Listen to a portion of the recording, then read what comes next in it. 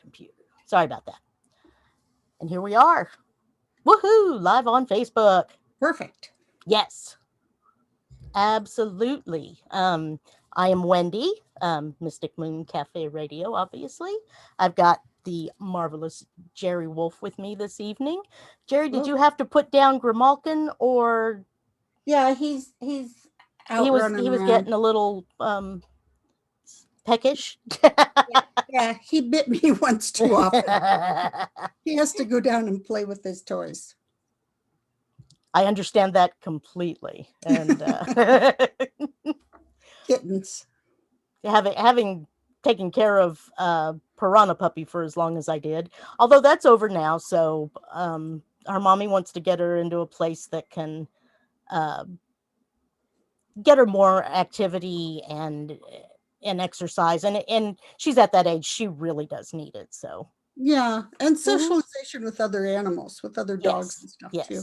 Well, I tried to, she's a brand new puppy mama, has never had another dog, so I had to make some concessions, I guess. And I know that's wrong. I'm in a pet business, but I still get attached. Oh yeah.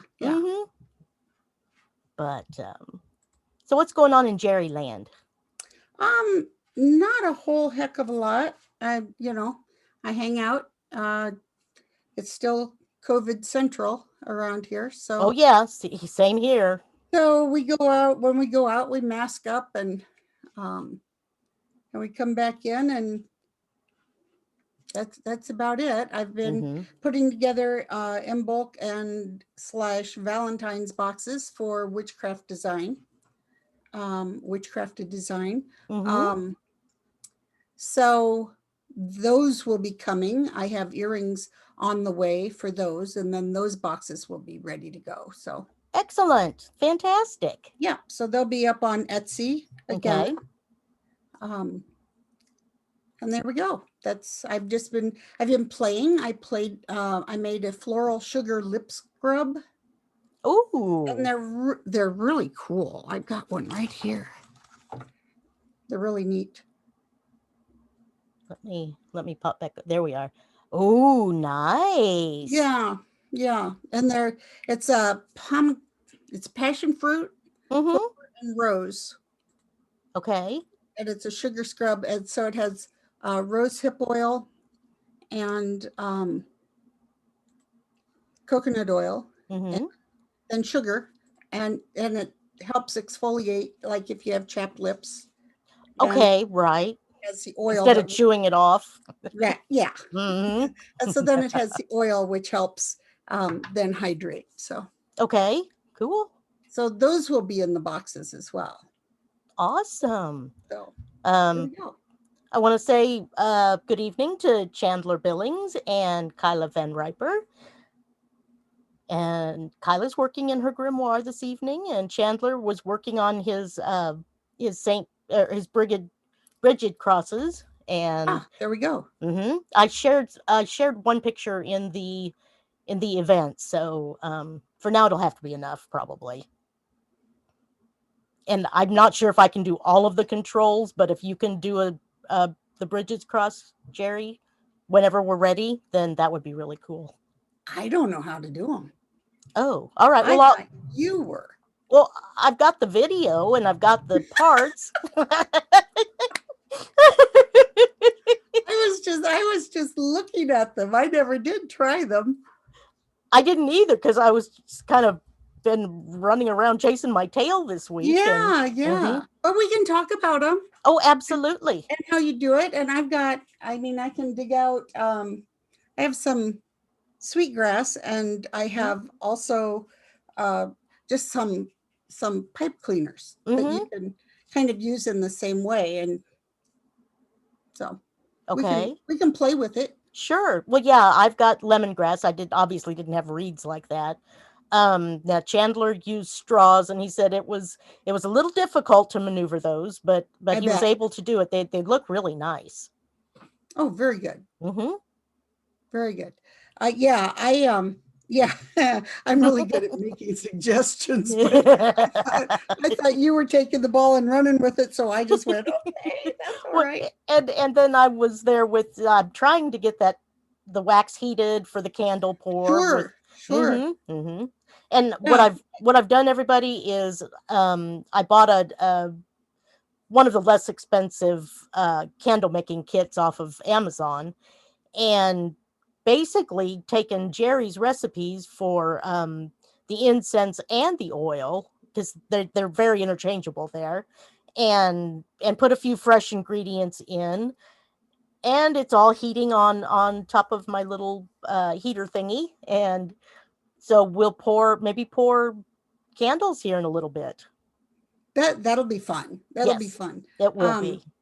Candles, it always sounds like a daunting task, but if you use, like, if you, in your kit you got soy wax, right? And it Yes. was shaved soy wax. And I buy soy wax by like 40 pounds. Oh, okay. Alrighty. I think I So got 15. yeah, Just starting out, so. absolutely. And but when I will pour 10 or 20 candles at a time. Right. So I have all of this wax, but it's just fun. Oh, it looks It's like it. it's just one of those things that I just play with it, and then if it turns out, it turns out. If it doesn't, I stick it back in and melt it back um like Chandler in the chat room says, candle maker is literally his first name. Never made any, but that's the meaning. There you go. Oh, and Kyla loves making her own candles too. And I vaguely remember it in all those thousands of years ago when, I was in high school, or maybe it was even junior high. And I remember making them home economics class, maybe. Sure, I bet. Yeah. But it's been that long. So tonight is an experiment in. It's always an experiment. Exactly right. It's chemistry, and we are mad scientists. We're going to go right. nutso. That's right. Artie and I, my 5-year-old grandson, and I have been putting together this this herbology book. So we've been all during the fall, we would travel down to the reservoir back and forth and pick little pieces of herbs and whatever things we found along the way when we were walking. And then we'd come back and glue them in our book, and then we look everything up and see what it is and see what the scientific name is. And we have about 50 pages in this book done now. And we were coming. Yeah, we were coming home one day, and he said, "Grandma, we are scientists." Yes. I said, "Yes, we are." Good way to start. Yeah. Well, I guess I can kind of start off the presentation with just some background on Imbolc and Bridget's Day, Candlemas. Let me see, where's my notes? Oh, there I am. Oh, and you can't tell it, but I did put on some more Mardi Gras type colors on my eyes and my clothes, simply because they canceled Mardi Gras this year, and I thought I would still try to be in the mood. There you go. All right. Imbolc, Candlemas, is February 1st through the 2nd. Imbolc in the Celtic seasonal calendar marks the beginning of the lambing season and signals the beginning of spring and the stirrings of new life. It is Fhèill Brìghde. Yeah, I really can't speak Celtic, so I apologize for the very poor pronunciation. But it what it means is the quickening of the year. Let me see, where was it's the promise of renewal, of hidden potential, of earth awakening and life force stirrings, coming out from the winter, and just everything down below. Not quite time for the crocus to come up, but close. We're getting there. And we're halfway between Yule and Ostara. So Yes, exactly. Yep. Um, Let me see. It says, here is hope. We welcome the growth of the returning light and witness life's insatiable appetite for rebirth. Um, it's a time to let go of the past and to look to the future, clearing out the old, making both outer and inner space for new beginnings. This can be done in numerous ways: spring cleaning your home, clearing the mind and heart to allow inspiration. Um, it's all a new cycle, so start over, just drop the bad, and if you can, we say that like it's, yeah, I'm gonna snap my fingers and drop the bad, but we all know that's just not how it works most of the time. But it's a time that when you can really sit down and ground yourself and do some of these fun things. absolutely, Mhm. absolutely. I found in the last week that house cleaning has been one of those things that, like today I cleaned in my office and I did that sort Mhm. of stuff. And it's kind of that time of year. It really, really is. I agree. I did all of the sheets and bed clothing and Hmm. um, vacuumed and straightened some things up. Put a lot of clean clothes away and just things like that. But there we are. But okay, it's a time for wish making or making a dedication. I'm not real sure what that one means, Jerry. Do you have a? I mean, I know what it means, but I'm not sure I can communicate it out there. Well, Oops, sorry. it's kind of like in the renewal, it's time to start thinking about and manifesting those things that you want to happen for the new year, Okay. and for the spring and the summer as we go, as we're moving along the wheel. Mm-hmm. um and it's a time when things are starting to wake up. Right. So it may be down below the snow and down below the frost line that things are starting to wake up, but things are starting to wake up, and pretty soon the sap will start moving in the trees, Mm-hmm. and things will be coming along, and um Sneezy allergies start. sneezy allergies start. uh they absolutely do. And that's just that kind of thing. So it's Hmm. kind of wish making. It's kind of thinking about, heavens, I'm getting ready to start the plants Hmm. that, Wow. Okay. within another 3-4 weeks, I'm going to Hmm. have my, whatever plant started that I need to start. My loofah especially will be in the pot, in the pans, Hmm. starting so that I can set them out when it gets warm. So Cool. that I think that that's kind of where that's going. It's a time. This is a time of awareness. It's a time of intuition as well as memory. Hmm. And it's a time.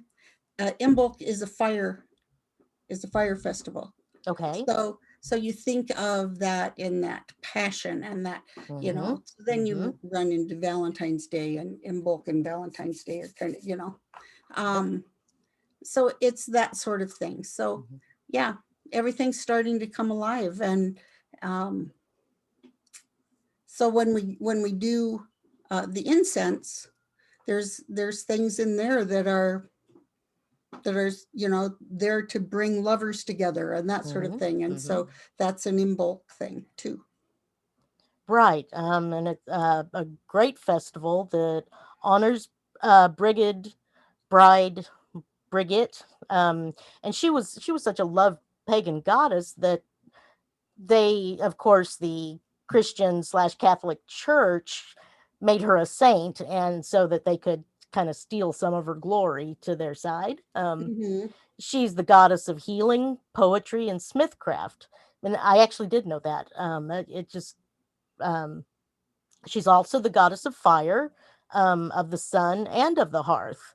She brings fertility to the land and its people, and is closely connected to midwives and newborn babies. Hmm. She is the triple goddess, but at Imbolc, she is in her maiden form. Sure. Hmm. Sure. Uh, Um, she'll be mother later on. Exactly. Now, that's not to be confused with oh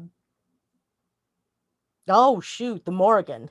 Oh no, she's a triple goddess as well, but well, she's there are a number of triple goddesses. Sorry. Yeah, no, don't confuse them. No, don't do that. No, Hecate is also a Yes. triple goddess, and so I mean, and maybe in past times some of these weren't triples, Right, and right. some things, as time goes on and people start doing whatever they do, and losing a little of the lore losing a and little of something, adding a little bit more, changing things up a little bit, then you end up with things that weren't there before. But yeah, I think the triple goddess is a pretty interesting thing. Oh, absolutely. Let's see. Plant seeds. Back up. Sorry. If you're like with the candle, I've been saying this little rhyme that I found while doing the research online, and it's continuous motion, may all things flow, circles of magic, let the power grow, elements mixing, accept my plea, as I wish, so mote it be. There you go. Yeah. Now, this is also associated with Candlemas, and you light your candles.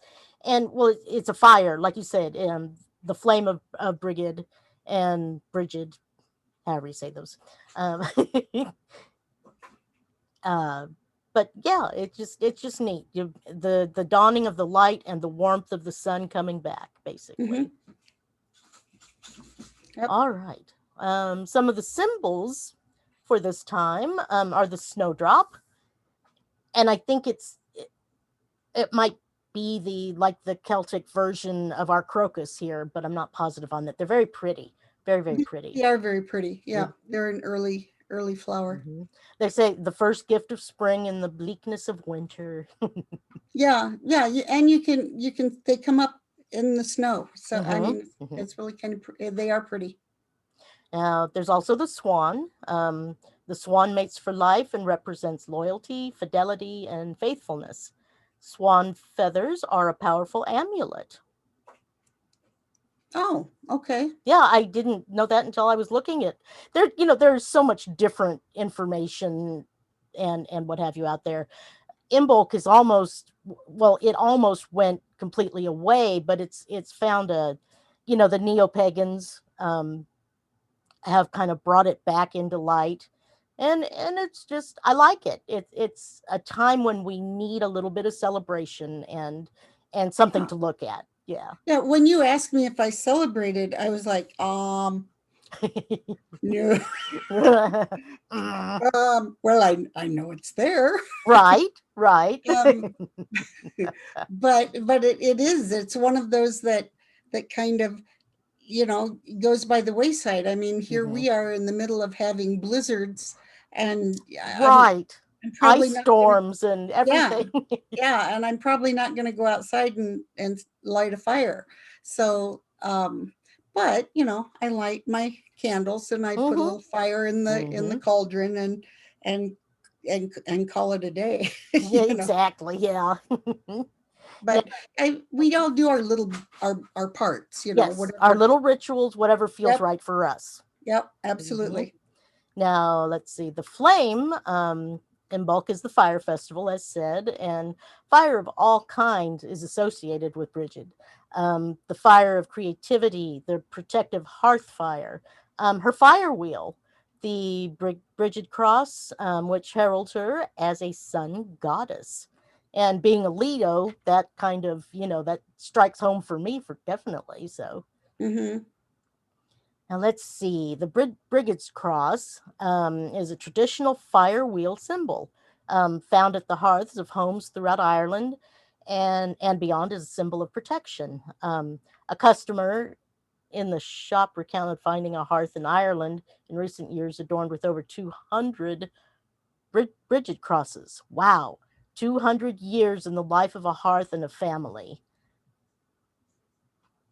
That's just wow. Yeah, that's amazing. And And then there's another one that's the Brigid doll. I guess it's a very old tradition, and it can be included in a ceremony or placed in a bride's bed to bring fertility and good fortune to the home. Now, this one was a little different in my head, but then again, okay, it's the serpent. And in Celtic mythology, Brigid was associated with an awakening, hibernating serpent which emerged from its lair at Imbolc. Traditionally, serpents were associated with creativity and inspiration.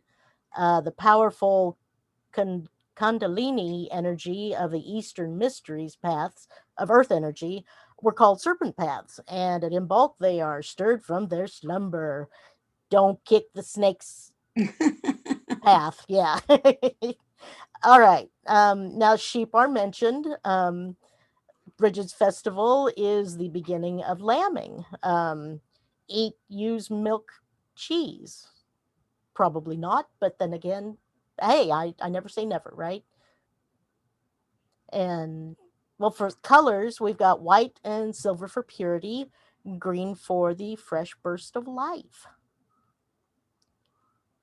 Um, Jerry, did you have the herbs of Imbolc down and their meanings and things like that? Well, I just the herbs that go into the incense are and you posted that as well. Right. Bay is an herb of Imbolc. It's psychic ability, enhancement, protection, and wishcraft. So there comes your wishing, your wish crafting. Basil is one. It has strong ties to money. This is also a time for what do I want to say? For oh gosh, it's not coming. It's setting your sights. Yeah, and it's well, and for bringing in money, calling money to you, love to you. What is that? It's gone. It's gone. It'll come back just as I'm trying to sleep. Prosperity. There you go. Okay. Very good. See, there's a reason we do this together. Yes, exactly. Yep. So basil has a strong tie to money, love, flying, and protection. It's said to bring lovers together and to soothe tempers. So right. So there we go, and so there we're kind of in that prosperity and enhancing these things.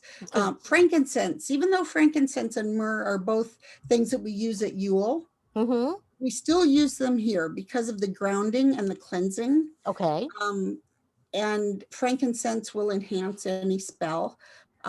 Myrrh is very cleansing. It's for peace and protection, and it also enhances spells. So we're just adding a little power with those when we go.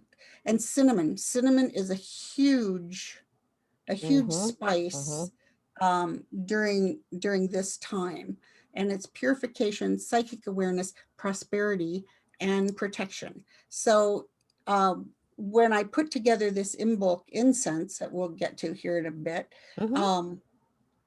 you have 1 part of all of these things. Then you get 2 parts of rosemary, which you have the cleansing and purification and memory. And then you have 3 parts cinnamon. So it's really cinnamon intensive stuff. So it's really kind of interesting. Oh, I agree completely. And some of the stones, we were kind of running around looking for our stones real quick to see if we could give any examples of what we had. Second, a little more light here. Don't burn the house down, Wendy, while you're having your pre Candlemas. No burning down the house. Our house. We're burning down the house. I love the smell of the cinnamon candles. Cinnamon is a great scent. I agree. Yes. And it kind of, we kind of move away from it when we get to to late spring and into summer, but then fall comes and it comes back in with fall, and it's here at Yule and it's here at Imbolc, and so a good, half of the year, cinnamon is really used a lot. Guess who's here? Augie's here. Ah, Graham. Oh, my cinnamon candle went out, so it's done. Oh, well, there we go. Yes. Cinnamon makes Chandler hungry. Well, okay. That works. But anyway, which direction shall we go now, Jerry? What do you want to do? I care not. Should we just go ahead and put this incense together since we've talked about? Absolutely. I've got it here. I had it pre-made, so, and I'm going to put it in the pot in a little bit. So, okay. But I'll let you walk us through it if that's all right. Okay. Well, I have these little plastic containers, and I got everything ready earlier. And so in this one, I have my basil. So you have 1 part basil, and I use like a coffee grinder. Okay. Grind this stuff up because like especially when you're using bay to try and crumble bay leaves in your hands, it's difficult if they're not, and you just have chunks. And so we got this coffee grinder, and I thought, there we go, it's mine. So then I have bay. So we'll put in the 1 part bay. Okay. This. I just love these little plastic containers. And then we have frankincense, which smells really, really good.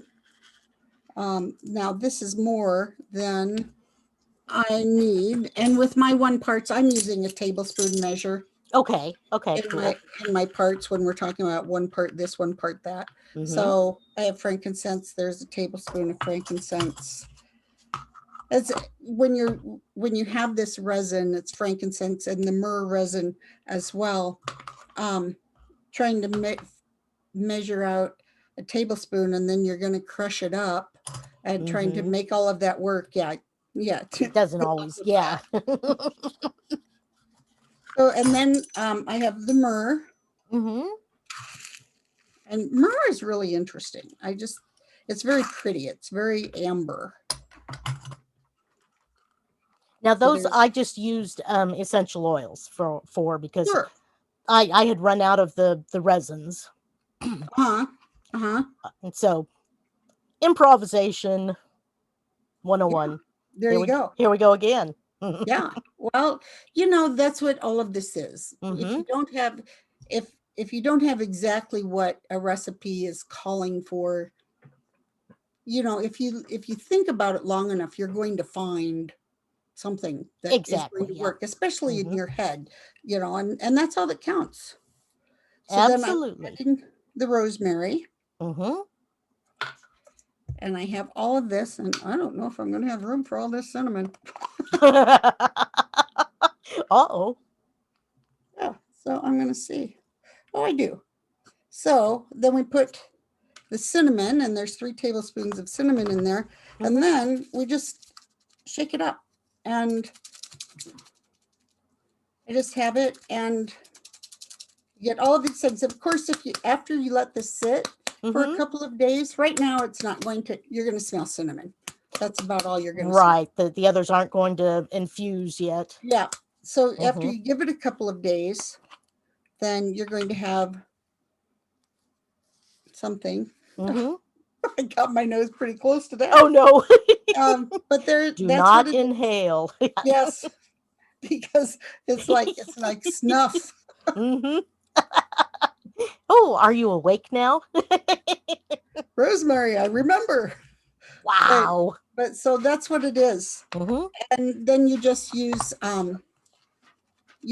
your charcoal discs, right? And light those in your cauldron or on a fireproof plate or in a fireproof bowl or whatever you want to choose. I have a little just a little 3 or 4 inch cauldron that's metal. I don't yet, but I will. Yeah, you can pick them up here and there. I know when we have our different fairs up here, I worked one for some people a year and a half ago, of course, right before COVID, and we sold a lot of cauldrons. So Oh, yeah. Well, yeah, they're just quite often they're so expensive. Like the one shop I stopped in up north of the river in Kansas City, they wanted $45 or $50 for right. it. I went, but. Yeah, well, now if you go to eBay now, and I haven't been on eBay for a long, long, long time, but back when I used to sell on eBay and do all of that, and so back when I was doing that, I had other sellers that I got to know really well, and I got to know the people who were selling metaphysical stuff really well. Sure. And so you could trust the seller. You knew what you were going to get. You knew that you were going to get exactly what you thought you were going to get. Right. And things weren't quite so expensive. Exactly. Yeah. But things have taken off, and in some ways that's good. In other ways, it's like craziness. Right. Yes. The pricing is taken off. But it is what it is. And then others have just dropped to rock bottom low. So, it's just it's a give and take for sure. It is.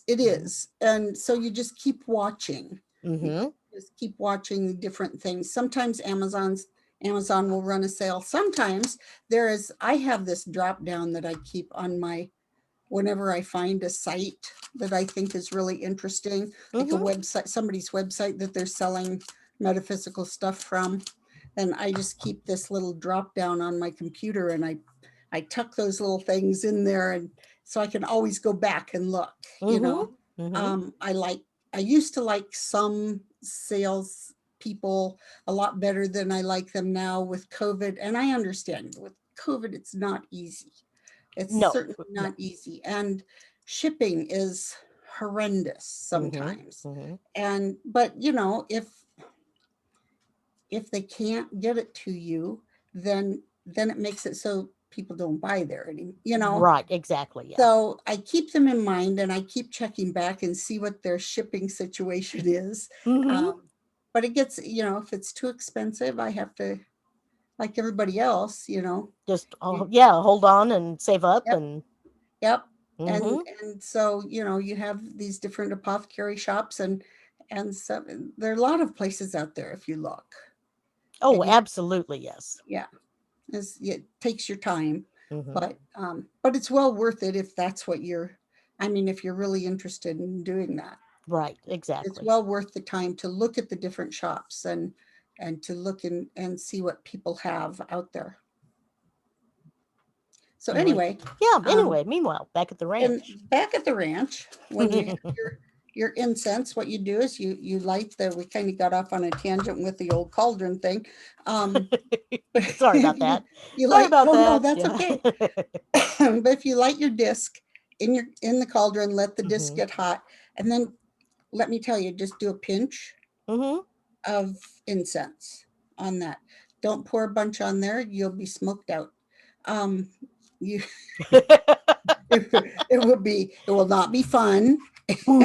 Yeah, and watch your eyebrows. Yeah, well, it will smoke and smoke and smoke, and your fire alarms will go off. Smoke alarms will go off because it will fill your house up. So I just put a little pinch in and let that, you can take it around and use it in your house if you want to use that for cleansing. You can do that, or if you just want to burn some while you're sitting at your desk, that's cool too. Absolutely. So that's it, and that's it for the incense. Okay, marvelous. Anybody have any questions? Oh, wait a minute. You pour it on when you're outside and need to drive off mosquitoes. Okay, that wasn't a question, but that was funny. Well, I suppose too, you could do that. And there's talking about driving off mosquitoes. If you have a bonfire outside, you're supposed to, is it rosemary that you wet and put in tin foil and kind of perforate, and you put that in your fire and it will smoke. Oh, I don't know. And the mosquitoes don't like it. Good. Yeah. What about the gnats? That was interesting. Yeah. We've kind of been infested with gnats. Oh. Yeah. You're that much further south than I am. Mm-hmm. And yeah, we are. Peppermint. Might be peppermint. It could even be like the lemongrass. Sure. I know lemongrass, if you just put it in your fire and douse it with lighter fluid, it will go whoosh. You know that. Yes, I do. Yes. Yep. You know that from Yule, from right? my Yule log, yes. And as Chandler brings up in chat, if you put cinnamon sticks into a bonfire, they will kind of spark, and because they're bark, they're a lot of fun. Snap, crackle, pop, and wee. Yeah. There are a lot of things you can do. Oh gosh, yeah. And I mean, back in the day when I owned a bar, and when I would clean the fryers, I had some guys who would always come on the days that I cleaned the fryers and want to take the grease, want to take the oil from the fryers, and they put it on their bonfires. And they said they sit there and it smells like French fries. Oh my word. So I was like, well, okay. All right. They came and took my oil away. That's all I cared about. Repurposed. That's yes. Wonderful. Yes. Yes. It made me giggle. Absolutely. All right. So next up, shall we I know I've got a few of the stones. Okay. Like let me see. Do your thing, girl. I've got it's a dragon's, what's that doing? That's weird. It's a dragon bloodstone. It's a dark green with dark red lines through it, and that, let me get my little notes, because you all know I get really bad lost without my notes. Where'd my note go? Oh no. No, that's not it. Black tourmaline. No, that's not it either. Apparently, I've lost that note. Jerri, do you have a thought on it? I think it's protection and. Dragon's bloodstone. I can look real quick. Hang on. Okay. And it's it's jasper, apparently, if I'm not mistaken. Very well could be. Oh, adorable kitten alert. Apparently Grim is running back and forth there somewhere. He's up on the back of my chair. Oh. Okay. Protection. He's on my shoulder. There he is. It is a jasper. Let me see. The stone helps bring mind and body into a state of calm, aiding the person in setting and achieving goals, ignites creativity, and the pursuit to right all wrongs. It will aid in healing journey, a journey of self-discovery and self-love. And see, I had that all somewhere before, and now it is gone. That's all right. That's what the Google's for. Exactly, right? And hello, Chris, in chat. Thank you. Let's see. For, I think it's obsidian, but the Apache tier, or is that what is it? Can you tell me? I believe it's an obsidian. And that's another one that is obsidian is protection. Right, exactly. Yeah. Yep. Little one. Looks like a tooth.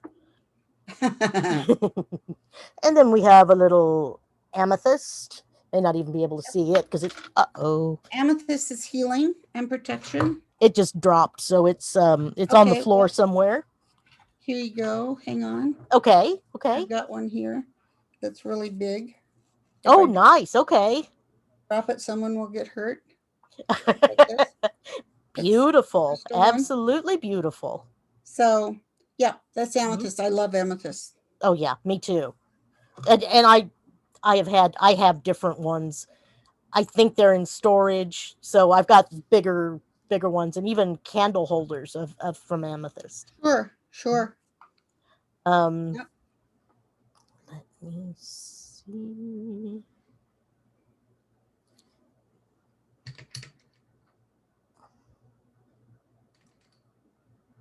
What have you got, Jerry? I've got the green with the kind of black. That's malachite. Yeah. Okay. It was in my head there. Sorry. Yeah, that's all right. It wouldn't come out.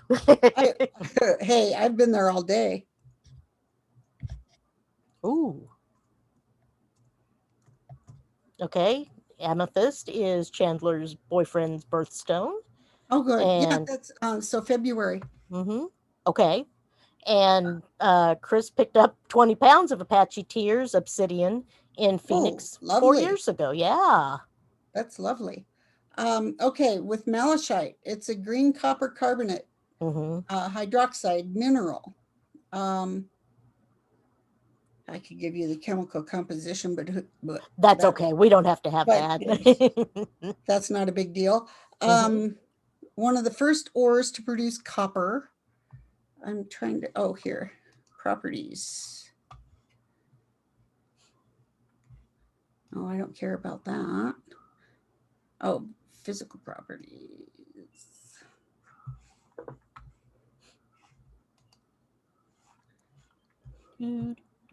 Grim's playing with you got earrings, or is it just your neck? With my earrings, and then with my necklace as well. It's one of the oldest known stones. Here we go. It has healing properties. I thought they almost all of them do, and some of them. Yeah. Malachite. Okay, I'm going to put you down in just a minute here, buddy. Is he getting bitey again? Yeah, well, he's dragging on my earrings. Deep healing represents the innate beauty of flowers, trees, roots, and plants. It manifests a deep green, which rules the material plane. It's a stone of transformation, assisting one in changing situations and providing for spiritual growth. It heals on physical and emotional levels, drawing out impurities and stimulating the life force throughout the aura and body. Very nice. So there we go. Fits right in with Imbolc. Yeah. Toby, you're going to have to go away. Because I'm going to have to check that pot over there in a minute. We put the kids down. Yeah, he likes to lay right at my feet, and it can make for a graceful ballet sometimes. Graceful ballet. And Chandler's absolutely right. One downside of amethyst, it most like a lot of quartzes, I believe, it's prone to bleaching in direct sunlight. So yes, you don't want to put this on a windowsill. Right. You don't want to put it in the sun. It will bleach. That is absolutely correct. Charge it in the moonlight? Yep. Okay. Charge it in the moonlight. I would not, just like quartz. I mean, it's quartz. I would not cleanse it in salt, but I would cleanse it in smoke. Okay. Yeah. Charge it in the moon. And just protect it.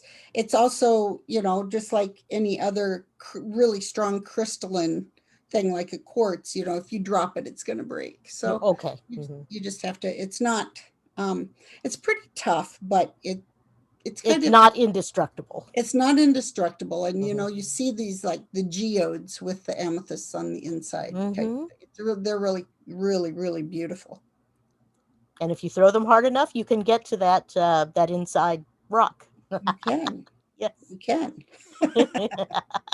Now, Chris says he keeps a large amethyst raw stone by his bed for dream protection. Sure. Sure. I know there are some people who put amethyst under their pillow or even under the bed. Ooh, neat. The Okay. same thing. Alrighty. Let me see. Where did that go? I want to make sure we cover, most of them. That's what we're trying to do here. Carnelian. Which is what this is. Mm-hmm. It's a huge carnelian. And that's for fertility and vitality. Mm-hmm. I don't have a moonstone right here. I couldn't find my moonstone. I've got. Let me dump it out. I've got all my stuff here in a bag. I just have one in a pendulum. Mm-hmm. That's a moonstone pendulum. Pretty. Oh, I wonder where that came from. I don't have a clue. I just have a bunch of them. Now, moonstone is for transition, rebirth, and initiations. There you go. Mm-hmm. It's really good with intuition as well. Okay. So right, exactly. that's why it's kind of often used as a divination stone. Mm-hmm. So you see it in a pendulum or something like that. What's the cryosocala? It looks like a really dark form of turquoise, but I know it's oh yeah. I think I gave that stone to my older grandson for Christmas. Okay. I could look it up on my phone perhaps.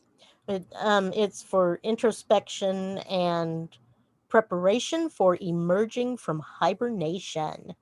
Now, these are the Imbolc connotations of these stones and their properties. So this is chrysocolla. Mm-hmm. It is also copper stone. It can range from a light green to a deep blue. It's often found in association with malachite. Mm-hmm. It's a stone of prosperity, which is a good thing for this time of year. Mm-hmm. Prosperity, business astuteness, reacting upon the analytical and intuitive abilities. So there you go. Mm-hmm. All right, I don't have the direct connotations, but garnet, and I know I've got that because it came with somebody's. With the box. Yes. Isn't that a beautiful garnet? It is. It is an absolutely gorgeous garnet. And let me see. No, you know what? That's not a. That's emerald, isn't it? Tumbled emerald, as opposed to ruby. Yeah, that's not a ruby. No, it's green. So yeah, I thought I turned that mirror effect off. Sorry, guys. That's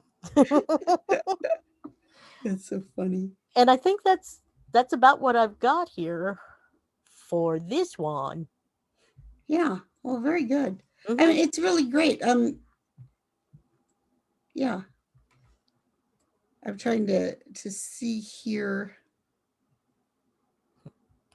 Oh, garnet.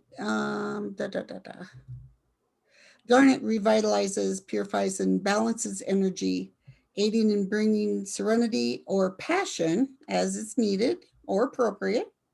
It aids in creating emotional harmony, activates and strengthens survival instincts, courage, and hope. Cool. There you go. Now, Chris, I think this is a peach moonstone, but I'm not positive on that. Let me try to get back into the light. He was saying that Annie had given him a beautiful peach moonstone heart. Oh, lovely. And this is one I picked up, and they didn't give me a card or anything or any marker on it. And I got home and I went, oh, what the hell is that? But I believe it's a peach moonstone. You know what I do when I go to our crystal shop, when I they will have a little card on the bowl of whatever crystal is. Right. I saw those. Yeah, I take a picture of that card with my Oh, phone. good tip. Very, And then very I good have tip. a picture of the stones in the bowl and the card. And then when I go, which one is this? And I can look at my phone and see what I bought. All right, let's see. Well, I think that's about it on the stones, isn't it? I think so. Mhm. Yeah. You talked about rubies and turquoise. But I Well, think turquoise is always I don't have any turquoise on me right here. I don't carry turquoise. I've never, for some reason, turquoise has never been a stone that has really spoken to me. Okay. It's not something that I go in and purchase. And see, I really like it, but Yeah, but it's I don't know why, but I have this little, and I don't know if you can see it. It's a little owl ring. Oh, cute. And its eyes are turquoise. Oh, neat. Okay. And that's as far as I've ever gone with turquoise. That's another protection, healing, wellness stone. Yep. But apparently it's hard to get a hold of these days because people are taking howlite and passing it off as turquoise. Oh, okay. Okay. Well, all right. So howlite, and I think that's what this is. Okay. Well, maybe it was a little bit darker I think variety. I would bet that it can come in other yeah. Colors. Oh yeah. Most of them can. Or they're dyeing it and to look more like turquoise. Yeah. He's sleeping in my arms. Oh, ruby is the same mineral as a sapphire. Okay, cool. Okay. We have our stone experts in the chat area. Thank you all. Thank you, Chris and Chandler. You could tell us if we're saying something incorrectly because you read it and do the best you can, but yeah, and you can read 10 different places and get 10 different descriptions. Absolutely, yes. Yep. Or 10 different places and 20 different descriptions. It's kind of crazy that way. Absolutely is. That's finding a good reputable retailer is dicey. You just don't know people. I've got a lot of I have several friends now with like Lauren Leo and his New Moon books and Micah Rand with her mystic Silver Moon Mystical bodega, I believe. Isn't that right? Okay. Yeah. And a few others that I know of, and I haven't ordered anything from them yet. It's always money, but well, yeah. I'm going as I can. Absolutely. You have to go at your own pace. Oh, right, malachite. I've always heard it as that as well instead of malachite. But that's just different localities, different twists on it. Yep. I've always said malachite. So okay. Anyway, alrighty then. Well, shall we play the video for the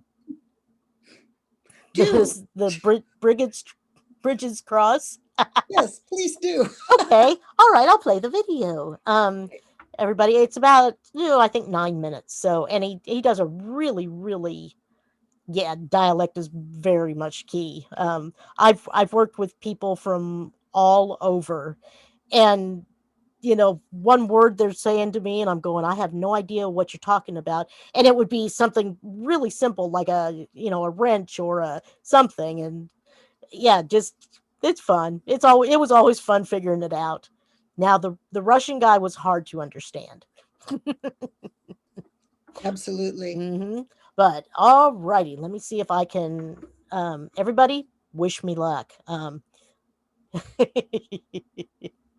Yep, if you live long enough, you end up with a lot of stones, like a rolling stone, right? And, okay, share screen. capture sound as well. Screen, there's that.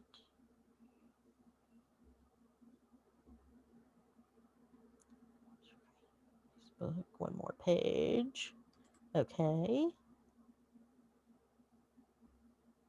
It might take me just a second to get there. Like I said, I apologize for that. Can you all see the Saint Brigid's cross? Yep. Okay. Alrighty. Then we will play that. Okay, I'm going to show you how to make a Saint Brigid's cross, the classic cross. This is a kind of a technique that I would use in schools over the years, and even teach my own little ones how to make it. And we go with a clock. We go with 12, 3, 6 and 9. Some people go with north, south, east and west, but I go with 12, 3, 6 and 9. So here we go. So you get your rushes, about 30 centimeters long, I suppose. Fairly thick, same thickness, and you pick a fairly good one to start off with. And I always go straight up, so it's 12 to 6. So then you get a second rush, so you root around and you'll find one, nothing prepared. And you always get your finger and your thumb and squeeze them in the middle here like this. So you've got your 12 and 6, and now you want to go across, and you're going across the 3. So you get your rush, you squeeze it in the middle and bend it, and wrap it around the straight rush, and go straight across to here. Right, it's really important you squeeze it in the middle because the rush needs to bend and fit around there. So now you've got 3 o'clock here. Now we want to go 6 o'clock. So you get a rush. This one's okay. It's not great, but it's okay.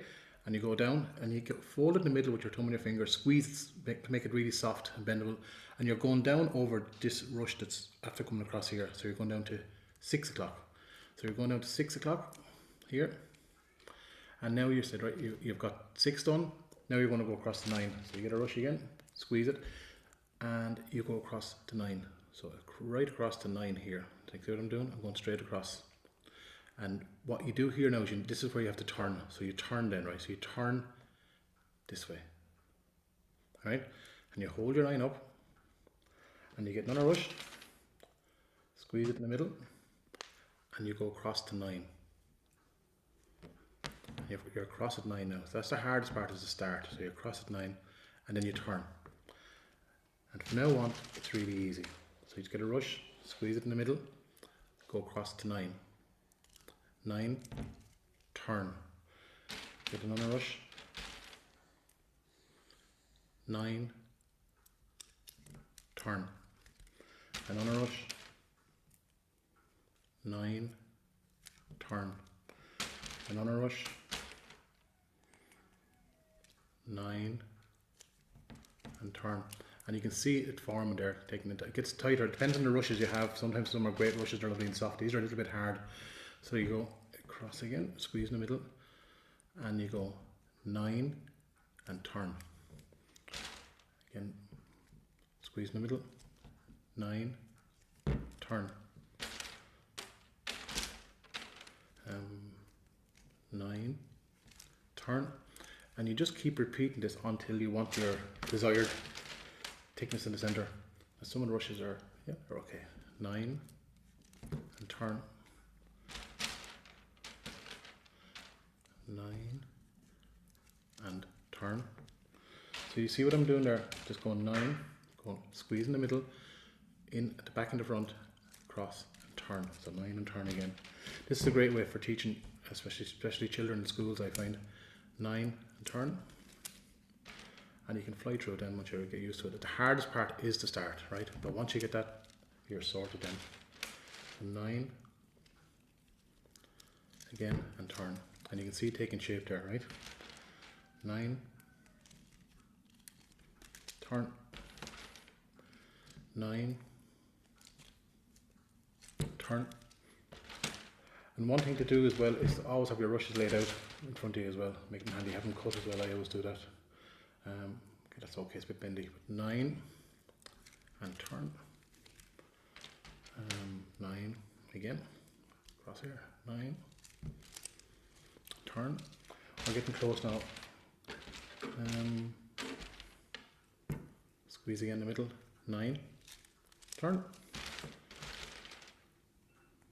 9. Turn. Let's see, maybe 2 more might do this. 9 and turn, and 9 again, so across to 9 and turn. Okay, we have one more for good look. And here's a little way to finish it, right? If you can see, and a good rush now. To finish it, it's a bit thick. Bum, bum, bum. Oh, it's the last rush trying to find it, isn't it? And that one's okay. So what you need to do to finish it is, once you're holding it here like this, you've got this in your hand. If you want to let go of your hand, that'll all just unravel and fall apart. So you've always got to bit you hold. This way I work it out. I hold it close to me, down this way, down to the 6. But that rush up here, we're going to be putting one across here for the 9. But one way of finishing it without it all falling apart is you push that one there down, right? So if you can see that, that's pushed down. So you squeeze it again, as if you're doing like the rest, and you're coming in under it, and you're coming over it. And this is the last rush that's going on, right? So there's your 9, and what you're doing is you just push that guy up here, and you have your cross. Really straightforward, and makes life handy for you as well with that last rush being pushed down, because you can, it's a one-handed job, one person job, so you can just tie it yourself. And here you can see the woven pattern here, all very tight. And even just to show you contrast, there's the Saint Brigid's cross that would have been made last year, and you can see the colour changes, and you just get loose. And likewise, here's another one, but this one is made of straw. In the past they were made of straw as well, because it was always a springtime thrashing, and it would have been oats, and people would have made them out of these as well. They're much harder, much stronger. But the traditional way is rushes, or rishes as they call them in some parts of the country. So what you need to do now simply is just to tie them. And as I said to you, once that last rush was put into that place, it'll hold itself. So you can use anything. You can use wool. I use little bits of elastic here. Something that depends on what you have at all. So you literally just find the one spot. I kind of come down to about. It kind of all depends on the proportion. The proportion will kind of dictate, the middle will dictate what it'll look like, and you get it nice and tight, I find. And as I said, some people use rushes to do it, to tie them, but I find that it falls apart because all our houses are so much more warmer these days, and they just fall apart. So a bit of string or a bit of elastic is the way to go, especially if you're working with kids in school. Little small elastic bands are brilliant, and I've even seen some schools as well using cable ties, little mini cable ties. Again, the idea is to get children, in some ways, to get people to make them, and making things with their hands, which is important here. So you can see there I'm picking that kind of position there, no real measurement, just measuring with my eye and tying a knot on it. This is elastic, it's actually handy out. And you can go as fancy as you want with your colours, and as creative as you want. And here are some more, and just lap this around this. It's a great word, lap, instead of wrap. A lot of country people would use to lap something around something. I don't know where it's from, but we use it anyway, to lap it around. The colours are gorgeous. These rushes were picked just this morning, about an hour and a half ago, in the Townsland of Ballycrystal underneath Mount Leinster. I'm going to show you at some stage as well how to make different styles of crosses, or different styles of crosses, or just 3-legged Triskel kit type versions of ones that were made around the country as well, and little we call these 12 rush crosses. We got these from home here in Wexford, and there's also little Brídeógs, little dolls that you can make out of leftover rushes. They're easy. My grandmother used to make those as children for us, where I grew up out in Ballygarrett, where there was loads of rushes. So here you have it, and literally just to tidy it up, just cut off the old raggedy edges, which is kind of nice. Now these wouldn't be made on, these would be traditionally made the night before St. Brigid's Day. Some people would make them on St. Brigid's Day, but traditionally they would be made the night before St. Brigid's Day, with the idea that St. Brigid would be passing by and she'd bless them as she was passing by that night. Some people also left a cloth for Brigid to bless when she was going by. There's loads of traditions and customs and rituals around the cutting of the rushes, or the pulling of the rushes and being brought into the house, and who brought them into the house. But I won't have time to show you that today, but that's what we have. There's the end product. There's your standard classic St. Brigid's cross.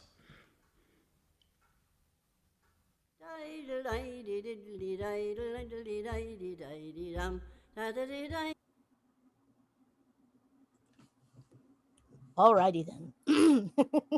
Very nice. I thought so. That was those rushes were really cool, and he explained it so well, and I would need all of my concentration and all, maybe even an extra hand or something. Yeah. So Yeah. after we're done here, I will make what I have with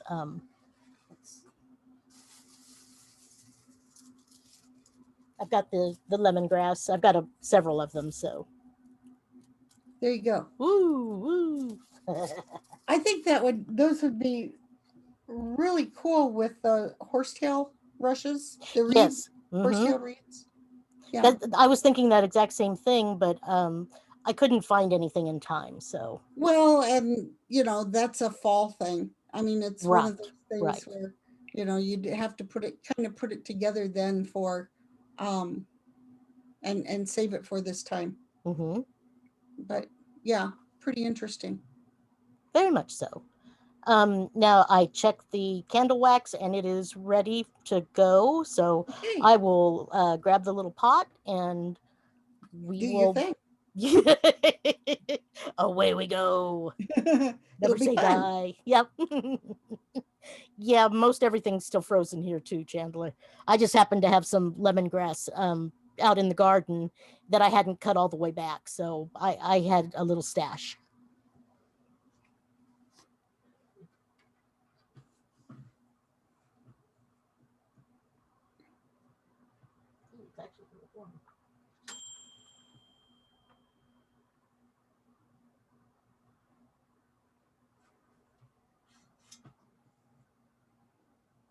Okay, now I've got this little pouring container that I've melted the wax in. Give me just a second and I'll turn the video off so that I can show it better. Sorry.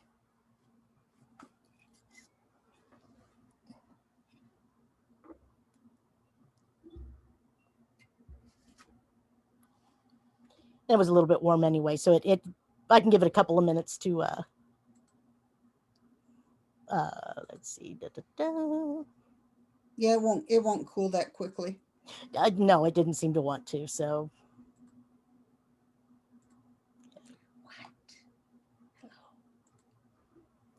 actually, it seemed to keep warming up, even though I turned the oven off or all way down before. But it is at just the low side of red, so I think it's I can probably put the herbs in, right? Sure. Okay. Let's see. That's the one thing. If you want to let it cool quite a bit. I mean, while it'll still be liquid, but it'll be cooled down if you were adding essential oils. Okay. Because if the wax is too hot, the essential oils will kind of dissipate. Oh, okay. Sure, that makes sense. No, it was at 140, but it's already cooled down to 130. And I'm putting my No biting. I just put the incensey type things in. Where's my little stirring? I guess that's what this is for. It didn't actually tell me. Stir, stir, stir. We've got the pot. Stirring up the pot. That's a really nice pot. It really is. Yeah. That was actually the main reason I went with this particular starter kit.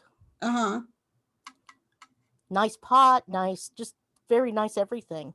And for those of you at home who don't have a double boiler, which I don't, I just put my my little toaster oven on about 400 and put another thing on top of the pot, and it obviously it's.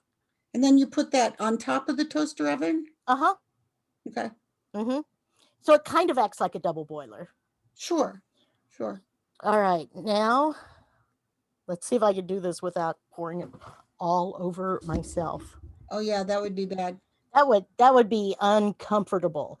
Now, I've got my little jars, and this comes with a wick holder thing, and it's got an indentation where you can pour comfortably at. Yep. When I buy my 40 pounds of wax, that 2 of those holders come. Oh, nice. Okay. Yeah. Let's see.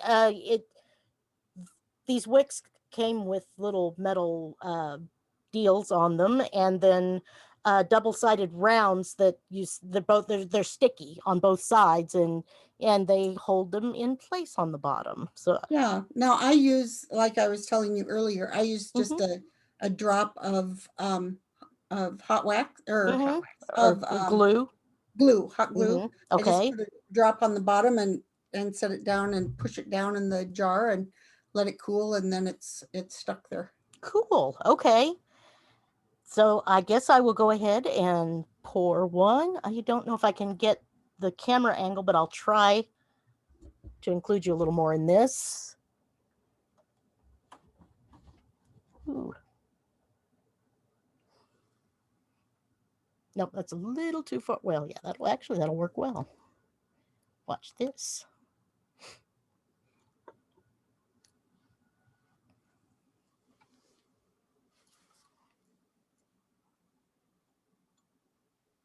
Okie dokie. Pour, pour, pour. Gloopity gloop. Ah, those are your herbs. Uh-huh. Yeah, and I had fresh rosemary, fresh oh shit, that was hot. Oh, sorry. Got my hand over a burning candle. Wendy, don't do that. I kind of guesstimated on the amount of wax, so I do have a couple more jars ready to go if I need them. Yeah. Okay. Scooch you. Gloppity glop, glop, glop, glop, glop, glop, glop, glop, glop. There's not quite as much. Oh, the others. You spoke too soon. I did. Quite. Oh, these will be interesting, Wendy. Oh, completely. Okay, the herbs are floating to the top. They will. Okay. And once it's done, it'll have the white candle with the greenery in it, which is kind of imbolcy, right? Uh-huh. Oh, I don't need that on there still. Sorry. I was going, what the hell am I looking at? Let me grab. As your wax cools some, while it's still liquid, but as it's cooling, you should be able to push some of those herbs down in there a little bit. Oh, okay, cool. All righty. And they should kind of, as it's cooling, they should stay down more.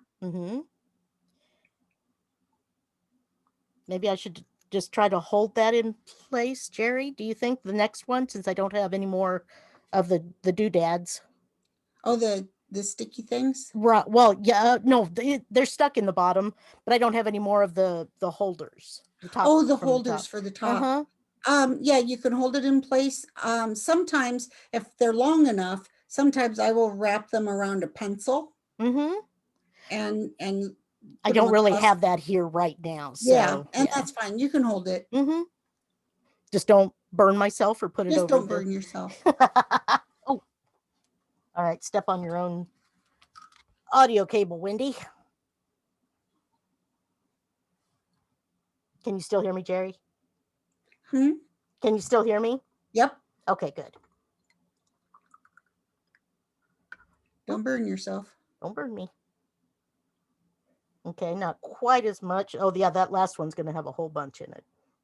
But I've got cloves, I've got rosemary, I've got a little bit of...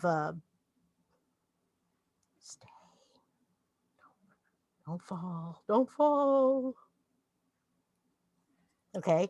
Like I said, cloves, rosemary. Actually, I think it was... Ginger? Yes. And did you put cypress in there as well?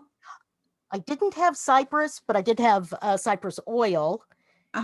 And I put some of the blueberried greenery. Oh, there you go. Okay. Yeah. I keep wanting to say spruce, but no, that's juniper. Not. Juniper, thank you. When you said blueberry, that I to juniper. Okay, this one got bent. and these are coated Yeah, they're coated in heels. wax. Mm-hmm. And when they get hot, they'll kind of limp to the side. So either you get stuck standing there holding them until your wax cools Come on. a bit, or you just find something to. Oh yeah, that one's going to be definitely chunky. That's all right. It must be cooling because it's already a kind of a. It's kind of an opaque. Mm-hmm. Well, that's good. I like that. Yeah, it was fun. Yeah, yeah, good job. And experimentation, you know, it's all going awesome. It's well, and it's all experiment, you know. Yes. Yes. Yeah, you can't be afraid to experiment. Nope. And it's kind of the way it is with everyone's path. It's all an experiment. Yep. Find what works. Whoops. I've got my good altar cloth down, so, or I've got an altar cloth down, so it's not hitting the desk and it's all good. There you go. Mm-hmm. It scrapes off. Yay! Oh, very good. Very good. Now, Jerry, can you give me an idea on the best way to clean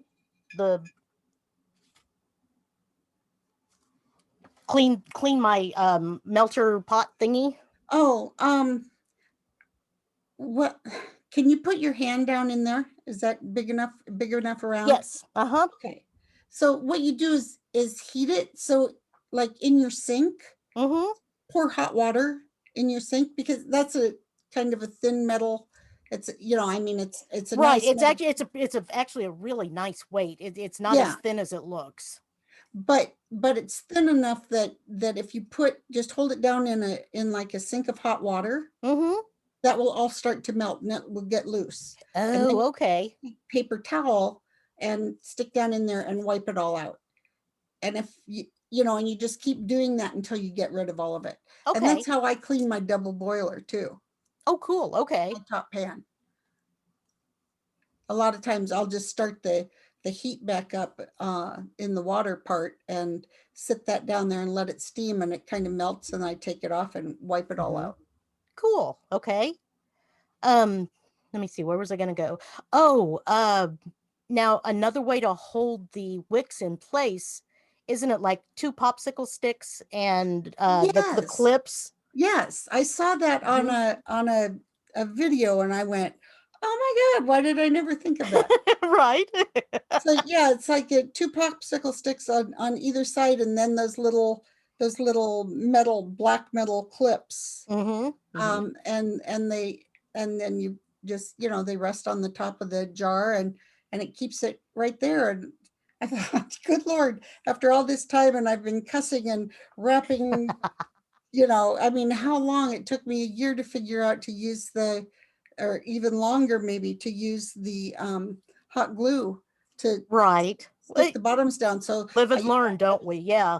I was doing all this, wrapping it around a pencil and trying to get it down hard on the bottom with, oh my goodness. Yeah. The things we discover when someone else does it and you go, exactly. Okay, there we go.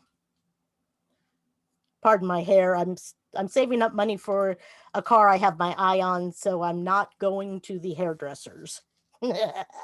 And my bangs are freaking out. Well, like I said, it's been a year. The exact same here, just almost to the day. Yep. Yep. But yes, Chandler. So hopefully I've been trying to get a whole bunch of different things done, and I didn't get the popsicle sticks, and I didn't have any of those clips, so I wasn't able to use it this time. Probably next time. But wow, what a great idea that is. Exactly. Yeah. I even like that idea better than those little metal things that they send you in the kit. I think I would too, actually, but I think there's more control. Maybe next batch. Next time. Now these are about, I want to say 3-ounce jars. I'm not positive on that though. Okay. How long do you think it might take them to cool? Don't keep them in a fairly warm place to cool. Okay. What happens if they cool in a colder place is that the wax will pull away from the sides of the jar. It doesn't hurt anything, but the it takes away from the look of it. Sure. Yeah. So it's just the aesthetic, and when you're using a clear jar like that, then it looks kind of weird, and it will all melt, and as they burn a candle, or as you burn the candle, it will all fill in and it'll all be cool. But when you look at it when you're done, when that happens, and you go, oh. Right. I think it'll be well, I guess I could put it on top, put them on top of the toaster oven. Actually, it's cooling down now, and yeah, maybe if you just have it in a warm kind of place. I mean, if your bedroom is warm, that's good. Quite often it's too warm, so I have shut all of the airflow from the furnace off, and the door shut, and I opened my window. Oh, well, then maybe not. Exactly, yeah. but just somewhere that's a little bit warmer. It's and the only thing that it does when they cool when it's cold is that sometimes the wax will pull away from the jar. Okay, all right, but that won't hurt anything. It won't hurt the candle. It won't change the way it burns. It will look like it's cool in probably half an hour to an hour, but it's not. That's exactly what I was thinking. I can see where it's getting cloudier, but it's definitely not there yet. But you need to, before you burn it, I would let it sit for a good 24 hours. Okay, alrighty, good to know. And just so that you know that everything's done. So, I mean, it's probably done in 12 to 15 hours, but I usually let them sit for 24. Okay. When I make mine. Okay. I just no, that's a very good tip. I had no idea. I couldn't remember from back in the school days. I remember Christmas trees, maybe. Sure. I think that your jar is probably a little more than 3 ounces. Okay. How does it compare to that tulip jar that I sent that was in your box? Are they a lot smaller than the tulip jar that was in your box? No, actually, they're actually very similar. So that's close to an 8-ounce jar. Oh, seriously? Okay. An 8-ounce jar. Okay. So a good 24. I would let it sit for 24 hours. Okay. Alrighty. Yeah. They're the same ones that I use for the bath bombs, which basically had to be soaked in the bathtub to get them out of the jar. Jerry, that we may need to experiment some more with that recipe. that striped one? Yes. I was chipping that out. I know. I was chipping that out of there. The one upstairs roommate, she just put it into the actual tub and let it soak its way out. I understand completely, and I did not realize that it would do that, and they didn't say that in that recipe. No, they did not. And so I made that, and they're really pretty. But when I went to scoop it out, I was like, "Oh my gosh!" And so I'm holding it under the running water while it's just to break it all loose. Yeah, absolutely. Yeah, that's one of those recipes that really was pretty, but we have to rethink how it actually works. Right, exactly. Yeah. Experimentation, Wendy. Experimentation. Need more. Yeah. No, but that okay, the candle making deal, I mean, it comes with this nifty little clip on the side thermometer, and that's really nice. I don't have a thermometer. Okay. Mine is always beguess and begolly. Okay. When my wax is melted, then it's melted. I take it off the heat, and then I let it cool down until I can comfortably put my finger in it. Okay. And then I put my oils in and stir them up, and then it's pretty quickly. You got to pour the things, because then it's going to get too. Yes. It starts almost immediately. Yeah. Now I'm noticing some of the chunks are making their way down to the bottom on their own. So. Cool. Good. I think that's really cool. Mm-hmm. Yay, fun, right? Yeah. It's lovely when a plan comes together. Yes, it is. Well, I guess that's, I mean, did we have anything else planned? Do we want to do the Imbolc oil? Oh, yes, I am so sorry. I That's all was right. No, that's all right. sorry. I was not excluding you. I was forgetful. Sure. Say that now. Well, yeah, I kind of have to, but Yeah. Okay. So we'll do this Imbolc oil, and then we're kind of, flying by the seat of our pants again. absolutely. Mm-hmm. So the Imbolc oil is a blend of ginger, clove, and rosemary, representing the elements of fire, with cypress associated with the astrological sign of Aquarius. So when you make the Imbolc oil, you use a carrier oil first. So you have, and I have 1/8 cup of, and I used almond oil, sweet almond oil. Okay. As my carrier. You can choose jojoba, you can choose grapeseed. You can choose, yeah, I've got hemp seed, and I've got Yeah. what else Yeah. did I get? I got another one that Yeah, the only thing to be careful of when you, if you really go crazy on the oils, is that they can go bad. They can Oh, get okay. rancid. So make sure before you pour them in something and start pouring stuff in, smell them first, Okay. because they can be pretty nasty. I've seen that happen, and I just tossed the whole thing when I Yep. made a what I think it was lavender oil, or I was trying to, and it kind of started turning green and getting fuzzy. So I went, Yep. well, That's time to throw that away. Yeah. mm-hmm, mm-hmm. Okay, so I have my almond oil here. And Okay. so you do 3 drops of ginger. So it's just 1, 2, 3. And sometimes I think that when these recipes are kind of light on the scent. However, I thought one of the things I put together the other day was light on the scent, but the cat won't sit on my lap if I have it on my hands. So there we go. Cat be gone. So I guess it wasn't as light as I thought. Whoops. Maybe we live and learn. didn't smell it. But then here's clove. Mm-hmm. Clove oil is it's thicker. Yes, it is. Because I made some. There. 1, 2, 3. Actually, it called for 2, but I put 3 in because I was doing it. So there. Yeah.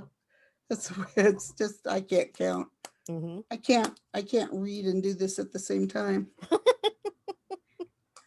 But you have a drop of rosemary and a drop of cypress.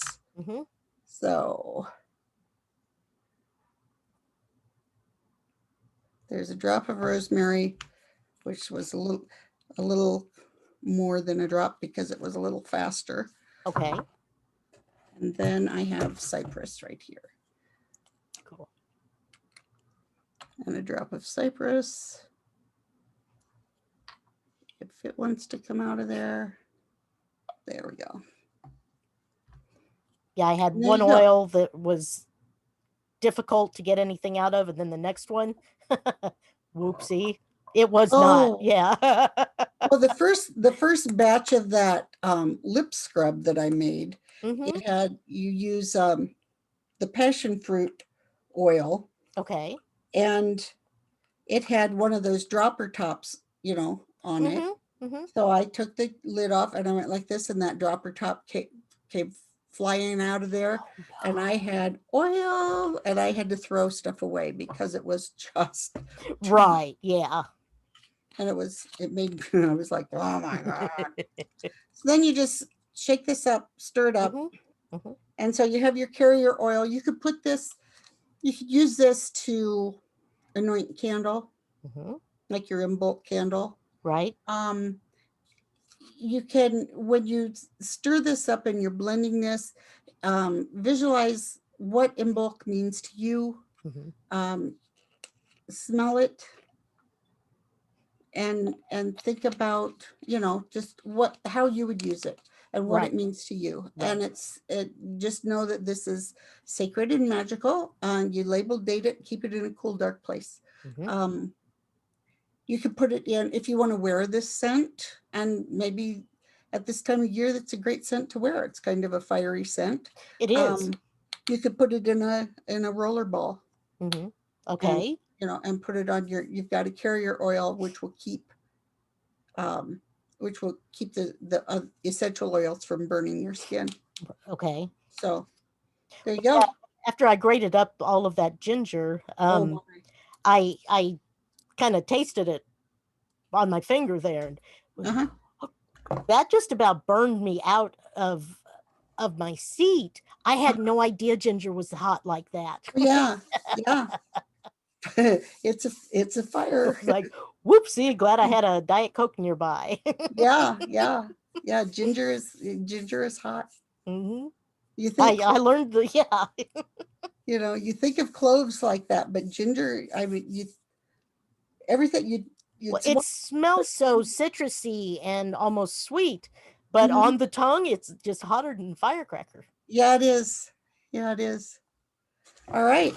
So we've done that. Well, Chandler is saying when he makes his Evil Begone spray, he uses fragrance and essential oils, sage, dragon's blood, lilac, lavender, and peppermint. Oh, there you go. I need to find my lilac. I haven't seen that for a while. It must have rolled under the bed or something. And then mix that with water and sea salt. Smells heavenly and definitely helps cleanse the area. Cleanse the air. The peppermint would do that. The peppermint is a really good cleanser that way. Oh, yes, yes. And the sage oil as well. I'm trying to think. I used to do a geranium and clary sage essential oils, and mix them with water and spray them. Use them as a room spray, or even a spray for your linens. Okay. I think you can't do clary sage, right? Oh, I can do clary sage. Peppermint is actually one that kind of makes me a little sick to my stomach or something. But does I just wanted bother you? Which one? Geranium. Yes, geranium bothers me a lot, and the big lilies. They just if I smell like a fresh flower arrangement and they have those big star lilies in them, you might as well be poking me in the eyeball with a needle. It hurts so bad. Oh, that's too bad. Yeah, because if you see, I'm a real fan of the geranium and clary sage, but that's something that you can use. So you just have to know what you can use and what works for you. Right. Chris, thank you. He says, great show, ladies. Well, he's got to drive down to Westport in the morning, and wave as you pass. Give me a holler. We'll meet up and have lunch or something, you know. But eucalyptus is death to Chandler. Oh my gosh. See, I love eucalyptus. I use eucalyptus with everything. Yeah, my partner does. He puts eucalyptus in his bath water and same here. And spearmint. Yeah. Excuse me. That's supposed to be a muscle relaxant and everything. All righty then, everybody. I think we have concluded our show for the evening. Let's see. Here is the one. Lovely. Yes, and that was the last one that I actually poured. So everything kind of settled down in there, and it might have been because it was a little more viscous at the time. Sure. And you know, as you burn those, it'll turn translucent again, or you know, transparent, and so you'll see all that stuff in there as you burn it. It smells like cinnamon bread. Well, there you go. Yes, you have cinnamon in there. So yeah. Lovely. All right, everybody. Have a great week. I believe we're having Creepshow Paranormal on Wednesday. They just got done at an old brothel that Al Capone owned up in Baraboo, Wisconsin. And so we will have them on Wednesday, and I will get that event up and going. I am just about worn slick for the day. Yep. Yep. Thank you all for joining us, and I hope everybody learned a little bit or just got through the show okay and enjoyed it. We Yeah. always have fun with these. We love these. Yeah, they're fun. They're fun to do, and we just want everyone else to have a good time too. So Absolutely. All right. Everybody have Imbolc blessings. I'm not sure exactly what you want to say there, but take it easy. We will see you Wednesday. bye. Bye. Stop live. Stop.